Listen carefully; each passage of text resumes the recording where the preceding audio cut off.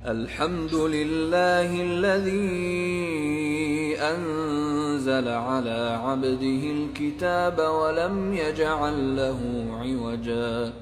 اس کا شان نزول تھا. اور پھر اصحاب کہف کے بارے میں جب ہم آتے ہیں، رقیم کا بھی میں نے بتا دیا، کہف کے بارے میں نے بتا دیا. اچھا، یہاں پر ایک اور چیز جو آتی ہے وہ بہت ہی اہم اس کے جو پوائنٹس آتے ہیں اس کی طرف بھی ہم چلتے ہوئے جائیں کہ اصحاب کہف کا جب ہم لفظ بولتے ہیں تو یہاں پر جب اللہ نے کہا کہ ام حسبت، تم گمان کرتے ہو کہ اصحاب کہف جو ہے وہ بہت بڑی اللہ کی نشانی. مطلب جب بھی میں یہ آیت پڑھتی تھی یا میں نے سوچا تھا کہ امام حسین علیہ السلام جو تھے وہ اس آیت کو پڑھتے تھے، امام حسین علیہ السلام نے اس آیت کی تلاوت کی. کیوں اس آیت کی تلاوت کی؟ انشاءاللہ میں جب اس آیت کے بارے میں بولوں گی تو آپ ضرور اس کے اندر غور کریں گے اور آپ کو بھی اس کے بارے میں کافی پوائنٹس اور کافی جواب یا سوال مل جائیں گے. تو یہاں پر اللہ نے جب محمد صلی اللہ علیہ وسلم سے کہا کہ تمہیں لگتا ہے کہ اصحاب کہف جو ہے وہ اللہ کی بہت عجیب نشانیوں میں سے ہے، یعنی بہت حیران کرنے والی اور بہت عجب چیزیں ہیں، بہت تمہیں جو ہے وہ حیرت زدہ کر دیتے ہیں، تو ایسا نہیں ہے. جسے اللہ کہتے ہیں نہیں ہے میرے حبیب، ایسا نہیں ہے. اللہ کی اور بھی بہت زیادہ نشانیاں ہیں جس کو دیکھ کر انسان اپنی عقل کو کھو بیٹھتا ہے.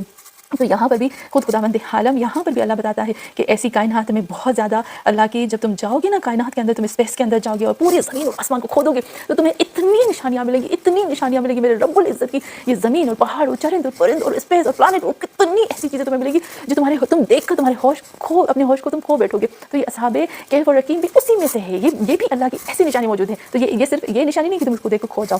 تو یہاں پر بھی ہم یہ دیکھتے ہیں. اچھا، کچھ لوگوں کا کہنا ہے کہ اصحاب کہف جو ہے وہ حضرت عیسیٰ علیہ السلام کے بعد وہ ان کے بارے میں ہے کہ یہ قصہ جو تھا وہ حضرت عیسیٰ علیہ السلام کے بعد یہ واقعہ پیش آیا اور محمد صلی اللہ علیہ وسلم کی بعثت سے پہلے، اور سرزمین روم پہ تھا اور اس شہر کا نام افسوس تھا، اور جو اس دور کے جو طاغوت تھے اس کا نام دقیانوس تھا. اچھا، یہاں پر بھی جب ہم دیکھتے ہیں یہ بہت زیادہ ہمارے لیے بہت ہی جیسے کہہ سکتے ہیں کہ لیسن والا قصہ ہے. اب ہم آتے ہیں اس کے اندر اور اس کی گہرائی کی طرف. یہ کیا کہنا چاہتا ہے؟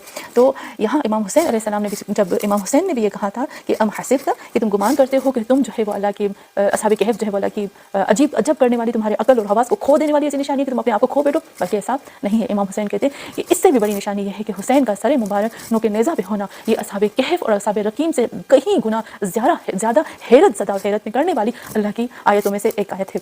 اصحاب کہف اور اصحاب رقیم جو ہے وہ اتنی بڑی حیرت زدہ اور اتنی بڑی نشانی نہیں، اس سے کہیں بڑی نشانی ہے سر حسین کا نوک نیزہ پہ ہونا اور تلاوت قرآن کرنا، اور یہ پورا کربلا کا واقعہ. اس میں پھر اس کے بعد جب ہم آتے ہیں تو قرآن کی جو آیت ہے وہ بہت ہی خوبصورت آیت ہے. اس کے بعد والی آیت کی طرف آتے ہیں کہ خود خداوند عالم کہتے ہیں اذ آوا فتیۃ الی الکہف فقالوا ربنا آتنا من لدنک رحمۃ وہیئ لنا من امرنا رشدا. اچھا، بہت ہی خوبصورت آیت آتی ہے اس میں کہ یہ والی آیت ہے اذ آوا، جب پناہ مانگی. کس نے پناہ مانگی؟ جب پناہ مانگی اذ آوا فتیۃ، جب پناہ مانگی ان جوانوں نے، ان بچوں نے، ان لڑکوں نے. کس سے پناہ مانگی؟ الی الکہف، کہف کی طرف جا کر ان لوگوں نے، یعنی وہی غار کی طرف جا کر ان لوگوں نے پناہ مانگی اللہ سے. جب انہوں نے پناہ مانگی اللہ سے تو یہاں پر پھر انہوں نے اللہ سے دعا مانگی. فقالو، پھر ان لوگوں نے کہا ربنا، اے ہمارے رب، آتنا، ہمیں عطا فرما من لدنک، اپنی طرف سے. ایک ہوتا ہے